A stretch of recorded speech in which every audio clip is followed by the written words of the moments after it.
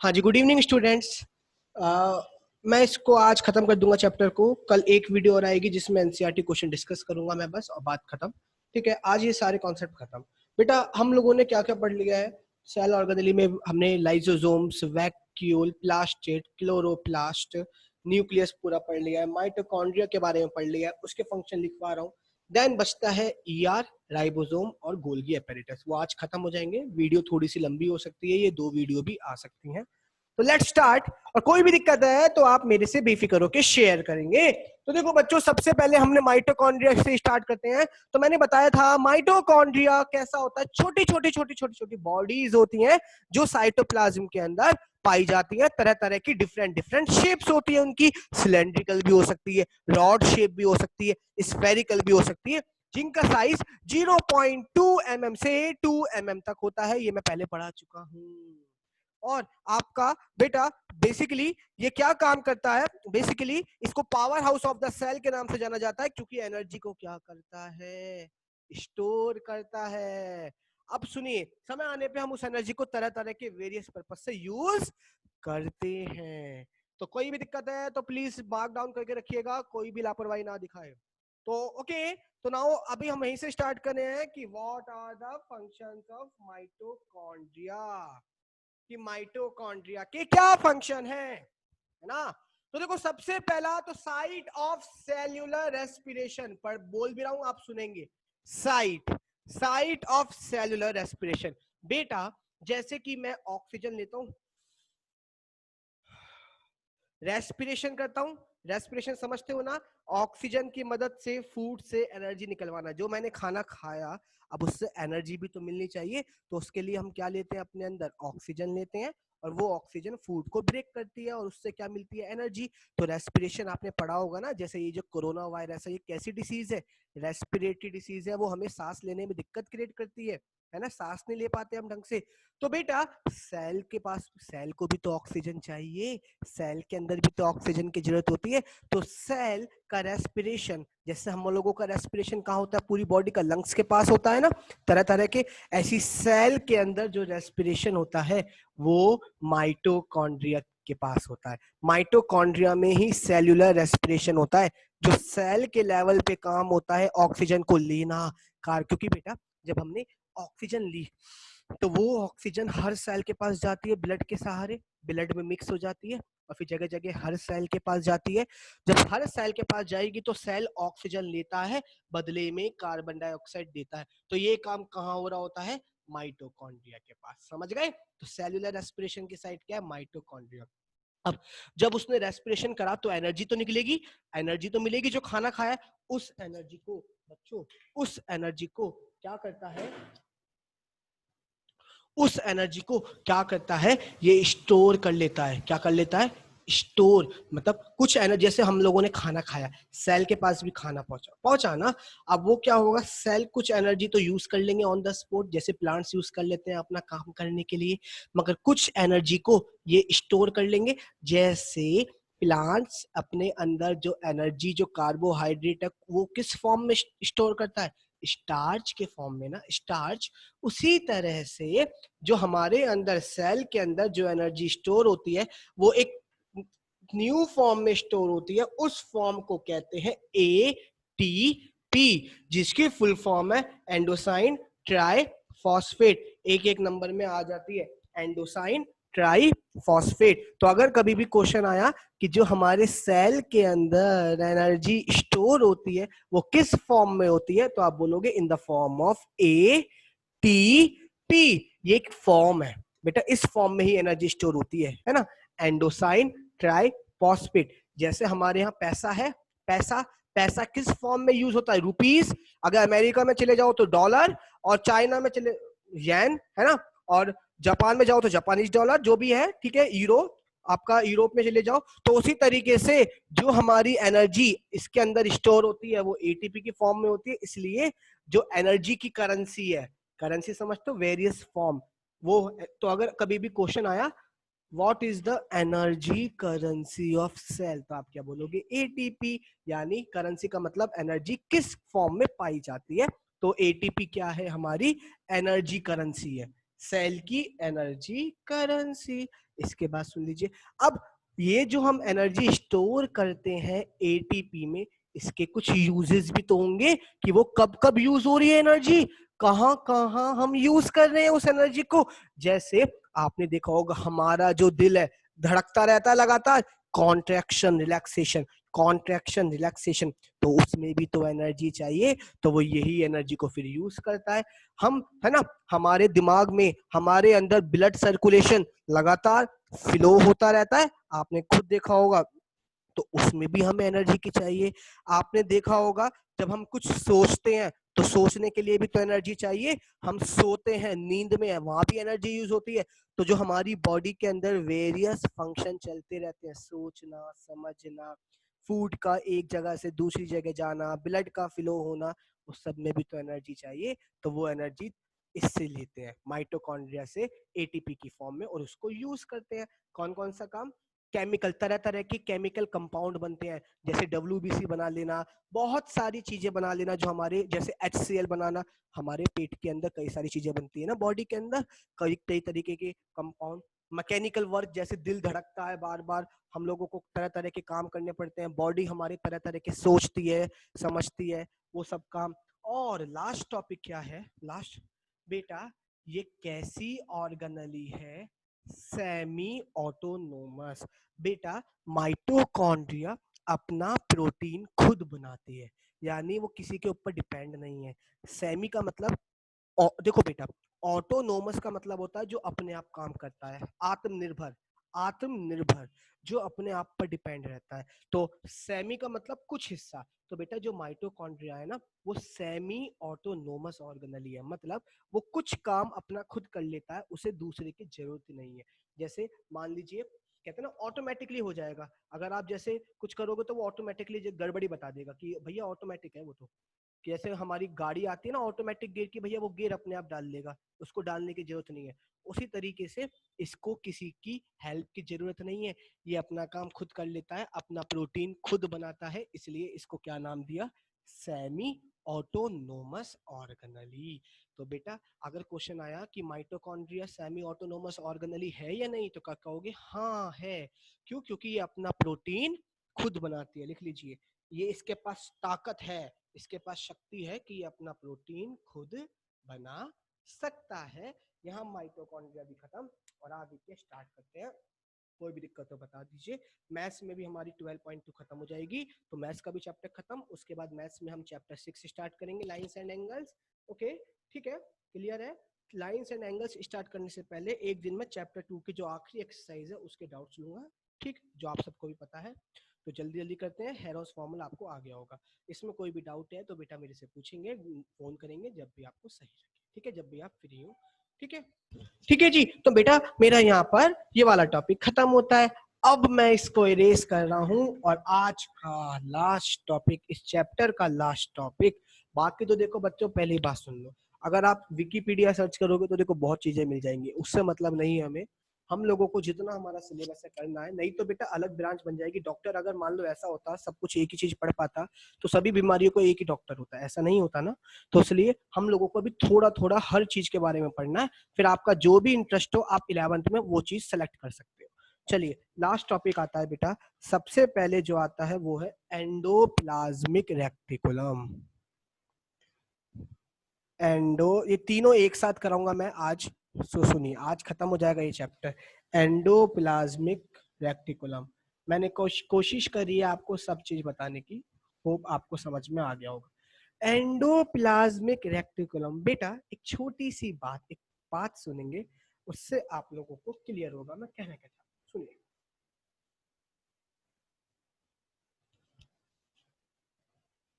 Generally जब आप किसी फैक्ट्री में जाते हो, मान लीजिए कि मेरी एक फैक्ट्री है, या आपके फादर की एक फैक्ट्री है, या किसी की भी एक फैक्ट्री है, तो बेटा फैक्ट्री में क्या क्या काम होता है? सबसे पहले हम किसी चीज को प्रोडक्शन करते हैं, सच बात है। हम लोग पहले कोई चीज, जैसे मान लीजिए चिप्स की फैक्ट्री है, चिप्स चिप्स, अब सबसे पहले वो क्या करेंगे? चिप्स को बनाएंगे ना, चिप्स को बनाने के बाद उसको पैकिंग करेंगे ना, पैकिंग करने के बाद उसको ट्रांसपोर्ट करेंगे ना, यानी जगह जगह शहरों में पहुंचाएंगे ना, तो जब उसी तरीके से सेल की एक तरीके से जो फैक्ट्री है वो ये तीन चीज मिलके बनाती है। पहला एंडोप्लाज्मिक रेक्टुलम, दूसरा राइबोसोम और तीसरा गोल्गी एपेरिटस। तीनों एक ही में खत्म करूंगा। ये तीनों करके तीनों एक साथ एक के साथ एक लिंक है। कैसे लिंक है, क्या फायदा है, उसको सुनिए मेरी बात, और ना समझ में आया तो मेरे से आप लोग बेटा पूछेंगे। देखो पहले मैं बात कर रहा हूँ एंडोप्लाज्मिक रेक्टिकुलम, तो बात करते हैं इसके नेचर की। Nature and occurrence. Nature and occurrence बेटा, सबसे पहले तो देखिए सेल के अंदर, मेरी शब्दों पे ध्यान देंगे, सब भूल जाओ, बस सब भूल जाओ, सामने लिखा हुआ शब्दों पे ध्यान दो। सेल के अंदर एक नेटवर्क होता है पूरा, जैसे हमारे पूरे भारत में रोड का नेटवर्क है, रास्ते बने रहे जगह जगह, जिसकी वजह से हम दिल्ली से हापुड़, हापुड़ से गाजियाबाद, गाजियाबाद से आप मुंबई तक, मुंबई से कन्याकुमारी, कन्याकुमारी से वापस जम्मू, जम्मू से उत्तराखंड, कहीं भी जा सकते हो बाय रोड, यानी एक नेटवर्क है। उसी तरीके से हमारे इंडिया में एक रेल नेटवर्क है कि रेलगाड़ी किसी भी कोने में जा सकती है ना, तभी तो हम एक जगह से दूसरी जगह जा पाते हैं। उसी तरह से सेल के अंदर भी एक नेटवर्क है, एक मेम्ब्रेन्स का नेटवर्क है, बहुत बड़ा सा एक नेटवर्क है मेम्ब्रेन। तो मैं लिख रहा हूं इनसाइड द सेल, सेल के अंदर, मैं रिपीट कर रहा हूं, जैसे हमारा भारत देश है, भारत देश के अंदर नेटवर्क है किसका, ट्रेन का नेटवर्क है, या फिर बस का नेटवर्क है, रोड नेटवर्क है, या फिर पानी का भी तो नेटवर्क है कि हम पानी के सहारे कहीं भी पहुंच सकते हैं देश में, तो वो सब नेटवर्क ही तो होता है। तो बेटा उसी तरह सेल के अंदर, इन इनसाइड द सेल, आप समझना, फील करना, देयर एग्जिस्ट आ, वहां पर एक क्या पाया जाता है, मेम्ब्रेनस नेटवर्क, यानी मेम्ब्रेन से मिलके बनता है, छोटी छोटी मेम्ब्रेन से, मेम्ब्रेनस नेटवर्क, मेम्ब्रेन से मिलके बना होता है, एक छोटा सा नेटवर्क पाया जाता है, ठीक है, जो almost there exist a membranous network, उसी नेटवर्क को हम एंडोप्लाज्मिक रेक्टिकुलम कहता है, enclosing a fluid filled lumen. Membranous network, पहले यहां तक देखिए, जिसको समझ में नहीं आया वो पूछेंगे। सेल के अंदर एक मेम्ब्रेन है, बहुत बड़ा नेटवर्क है, किसका, मेम्ब्रेन का, जो ऑलमोस्ट विच समझेंगे, नहीं आया तो बेफिक्र होकर पूछेंगे, शर्म को खो दो यहाँ पर पूछने के रेस्पेक्ट में, बेशर्म होके पूछो, मतलब क्लियर करो एक एक टॉपिक जब तक क्लियर नहीं होता। Which almost fill up the, which almost fill up the intracellular cavity, intracellular cavity. बेटा आपने देखा ये मेरा सेल है, ये सेल के अंदर न्यूक्लियस है, जगह जगह छोटी छोटी सेल ऑर्गेनली पाई जाती हैं, है ना, ऐसी है, जगह जगह छोटी छोटी सेल ऑर्गेनली पाई जाती है, मगर अभी भी बहुत सारा एरिया खाली पड़ा है ना। तो बेटा यहाँ पर चारों तरफ क्या बना हुआ है, कुछ इस तरीके से, वैक्यूल भी है, वैक्यूल भी है, वैक्यूल तो बहुत बाद में बनता है परमानेंट, ठीक है बेटा। वैक्यूल के साथ वहां पर क्या रहता है, एक वैक्यूल तो है ही ऑलरेडी, नीचे की तरफ वैक्यूल है, उसके ऊपर एक नेटवर्क बना हुआ है, वो नेटवर्क ऑलमोस्ट सेल के अंदर का पूरा कैविटी, कैविटी मतलब खाली जगह को फिल कर देता है। जैसे हमारे भारत में आपने देखा होगा, आपने सुनो एग्जांपल लेके समझाता हूँ, जैसा आपने देखा होगा सबसे पहले सब जंगल ही जंगल था, खाली खाली जगह थी। आज क्या हो गए, नई नई सोसाइटी बन गए हैं, नए नए रोड बन गए हैं, तो उन्होंने क्या कर लिया है, भारत के अंदर, हमारे अंदर जो भी खाली जगह थी उनको घेर लिया है, फिल कर दिया है, यानी हर जगह बसावट हो गई है, हर जगह सोसाइटीज हो गई है, ताकि हम कहीं भी जा चले जाए। उसी तरीके से अंदर की सेल के अंदर जो कैविटी है, खाली जगह, उसको कौन फिल कर देता है, ये मेम्ब्रेनस नेटवर्क। नेटवर्क का मतलब जरूर किसी ना किसी को तो कनेक्ट करता होगा, नेटवर्क का मतलब होता है जो हमें एक जगह से दूसरी जगह पहुंचा दे, जैसे रोड नेटवर्क, तो रोड का काम क्या है, एक जगह से दूसरी जगह पहुंचाना, तो यहाँ भी तो ये काम होगा। तो सुनिए क्या होता है, अब सुनो पहले बेटा, ये मेरा न्यूक्लियस है, तो बेटा ये चारों तरफ होगा रेक्टिकुलम। बेटा रेक्टिकुलम का एक एंड, मैं एक तो न्यूक्लियस से अटैच रहता है, और दूसरा एंड प्लाज्मा मेम्ब्रेन से। मैं रिपीट कर रहा हूं, एंडोप्लाज्मिक रेक्टिकुलम का एक हिस्सा तो न्यूक्लियस की मेम्ब्रेन से अटैच रहता है, और एक हिस्सा प्लाज्मा मेम्ब्रेन से, यानी चारों तरफ पाया जाएगा। चारों तरफ ये क्या है, एंडोप्लाज्मिक रेक्टिकुलम, यानी एंडोप्लाज्मिक रेक्टिकुलम का एक हिस्सा न्यूक्लियस से अटैच रहता है और एक हिस्सा प्लाज्मा मेम्ब्रेन से, पूरे में जो मेम्ब्रेन फैला हुआ है। ठीक है, समझ गए? तो बेटा, तो मैं क्या लिखूंगा अगला पॉइंट इसमें, लिख लीजिएगा मेरी बात। एट वन एंड, एक हिस्सा, ना समझ में आए आप मेरे से पूछेंगे। At one end E R is connected to the ER is connected to the outer membrane of nucleus, यानी membrane, outer membrane of nucleus, nucleus की जो बाहर की मेम्ब्रेन है उससे अटैच रहता है एक हिस्सा तो, and outer membrane of the nucleus, and at the other end to the, and at the other end to the plasma membrane. यही तो बताया, पूरे तरफ फैला हुआ है, जैसे रोड होता है। रोड क्या होता है, मैंने कहते हैं ना कि भारत के इस कोने से इस कोने में चारों तरफ रोड फैली हुई है ना, कि भैया जम्मू कश्मीर से लेके एक हिस्सा जम्मू कश्मीर पे खत्म हो रहा है इस रोड का, और एक हिस्सा कन्याकुमारी पे। तो उसी तरीके से ये जो नेटवर्क है उसका एक एंड तो तुम्हारा न्यूक्लियस की मेम्ब्रेन से अटैच है, और दूसरा एंड प्लाज्मा मेम्ब्रेन से अटैच है। ठीक है, आ रहा है समझ में मेरी बात? यहाँ पे समझ में आ गया? इसके बाद सुन लीजिए बेटा, एंडोप्लाज्मिक रेक्टिकुलम दो टाइप के होते हैं, टू टाइप्स। पहला है बेटा बेटा smooth endoplasmic reticulum,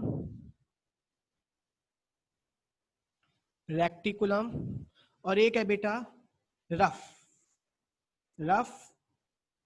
endoplasmic reticulum. इसको शॉर्ट में SER के नाम से जानते हैं, और इसको शॉर्ट में RER के नाम से। पहले यहाँ तक उतारिए, जितना बता रहा हूँ उसको नोट डाउन करते चलेंगे। और अब ये खत्म होने वाला है, इसके बाद राइबोसोम और गोल्गी एपेरिटस हो रहा है। ठीक है, इसको उतारिए जल्दी से, कोई दिक्कत है तो मेरे से पूछेंगे। ओके क्लास, तो यहाँ मेरा हमने पढ़ाया एंडोप्लाज्मिक रेक्टिकुलम की एक नेटवर्क सा होता है जो चारों तरफ फैला हुआ है सेल के अंदर, सेल की जगह को, अंदर की खाली जगह को पूरी तरीके से फिल कर देता है। उसके बाद मैंने क्या बताया, इसका एक हिस्सा, एक एंड तो न्यूक्लियस से अटैच रहता है, और दूसरा हिस्सा प्लाज्मा मेम्ब्रेन से अटैच रहता है। कल सबकी इमेज दिखाऊंगा, क्लियर होगी वीडियो में। और इसके दो टाइप होते हैं, स्मूथ और रफ, दोनों का डिफरेंस बताएंगे। चलिए आगे चलते हैं। आज की वीडियो थोड़ी लंबी आएगी, 2 वीडियो आएंगी जस्ट, ठीक है? तो देख लीजिएगा, सुनिए, मेहनत करो। जब मैं मेरे को कोई दिक्कत नहीं है तो आपको भी नहीं होनी चाहिए। अब आगे सुनिए। अब सबसे पहले बात करेंगे हम रफ एंडोप्लाज्मिक रेक्टिकुलम, दोनों की बात करेंगे और ये खत्म हो जाएगा आज। रफ एंडोप्लाज्मिक रेक्टिकुलम, जिसे शॉर्ट में RER के नाम से जानते हैं बेटा। तो बेटा देखो, इसके साथ इट अटैच्ड विद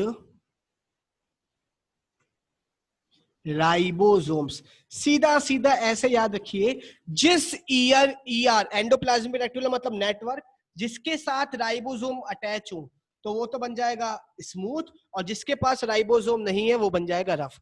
है तो सब कुछ एक ही, बस ऐसे फील करो, जिसके पास साथ में राइबोसोम आ जाए, जिसके साथ अटैच हो जाए राइबोसोम, जिसमें राइबोसोम अटैच हो जाए, यानी जिस एंडोप्लाज्मिक रेक्टिकुलम के पास राइबोसोम्स पाए जाते हैं, उसी एंडोप्लाज्मिक रेक्टिकुलम को हम क्या कहते हैं, rough endoplasmic reticulum. Attach with rhizome on its surface, यानी उसके सरफेस पे क्या पाए जाते हैं बेटा, राइबोसोम्स। वो एंडोप्लाज्मिक रेक्टिकुलम जिसके सरफेस पे राइबोसोम पाए जाते हैं उसे ही कहेंगे रफ एंडोप्लाज्मिक रेक्टिकुलम। और क्यों पाए जाते हैं, और इसकी मदद से वो क्या करते हैं, फॉर सिंथेसाइज प्रोटीन। और राइबोसोम की मदद से वो क्या बनाते हैं, प्रोटीन प्रोडक्शन। देखो प्रोडक्शन हो रहा है नहीं हो रहा है, प्रोडक्शन हो रहा है। मैंने बताया जैसे फैक्ट्री में होता है काम, उसी तरीके से। तो बेटा तो रफ एंडोप्लाज्मिक रेक्टिकुलम कौन सा है, वो एंडोप्लाज्मिक रेक्टिकुलम जिसके पास राइबोसोम सरफेस पे अटैच रहते हैं और वो प्रोटीन को बनाते हैं। आगे सुन लीजिए बेटा, ठीक है, कोई दिक्कत है तो बता दीजिएगा मेरी बात। बेटा इसके अंदर जो पाया जाता है, मैं दिखाऊंगा अभी, इसके अंदर जो पाया जाता है, इट कंटेन्स, दो दो ऑप्शन लिख लो बस, और कुछ नहीं पढ़ना। इट कंटेन्स फ्लैटेंड, समझाएंगे अभी, flattened sex, SACS sex, called cisternae, called CISTERNAA। ठीक है, ये हो गया मेरा रफ एंडोप्लाज्मिक रेक्टिकुलम। ठीक है, यानी कुल मिला के इसके सरफेस पे क्या पाए जाते हैं, राइबोसोम। दूसरा काम क्या लिख दोगे, ये क्या काम करता है, प्रोटीन बनाने में हेल्प करता है क्योंकि इसके ऊपर राइबोसोम है। तीसरा क्या है, इसके अंदर क्या पाए जाते हैं, सिस्टर्ने फ्लैट, वो दिखाएंगे अभी आपको हम, फ्लैट सिस्टर्ने। ठीक है, कोई दिक्कत है तो बता दीजिए। ठीक है, चलिए आगे सुन लीजिए बेटा। ये सबसे ज्यादा किसमें जरूरत है, जो पैंक्रियाटिक सेल्स है, फाउंड इन किसमें पाया जाता है सबसे ज्यादा, जो पैंक्रियाटिक सेल्स होते हैं उसमें तो बहुत जरूरी होता है इनका काम। पैंक्रियास, जो पैंक्रियास होता है, पैंक्रियाटिक सेल्स, और ठीक है, उसमें इनका बहुत इंपॉर्टेंट रोल है। ठीक है, अभी दूसरी वीडियो में आपको आगे का पढ़ाया जाएगा। इसको इतना करो और सभी को दोबारा ज्वाइन करना पड़ेगा, जिसमें मैं आपको SCR के बारे में बताऊंगा और फिर दोनों की आपको इमेजेस भी देखते हैं अगर शेयर करके दिखा पाए तो। ठीक है, तो अभी हमने दो पढ़े, endoplasmic reticulum, RER, SCR। Rough का मतलब जिसके ऊपर, सरफेस के ऊपर राइबोसोम पाए जाते हैं और राइबोसोम की वजह से वो प्रोटीन बनाते हैं। दूसरा, उसके अंदर क्या पाए जाते हैं, सिस्टर्ने, फ्लैट होता है, बिल्कुल फ्लैट कलर का एक सबस्टेंस होते हैं, छोटे छोटे सैक होते हैं सरफेस पे, इसे सिस्टर्ने कहते हैं। और मोस्टली इंपॉर्टेंट किसमें पाया जाता है ये सबसे ज्यादा, एबेंडेंस किसमें है, पैंक्रियाटिक सेल्स, पैंक्रियाटिक सेल्स में। तो इसको करिए, ठीक है, अगली वीडियो आ रही है आपको, उसमें भी देखिएगा।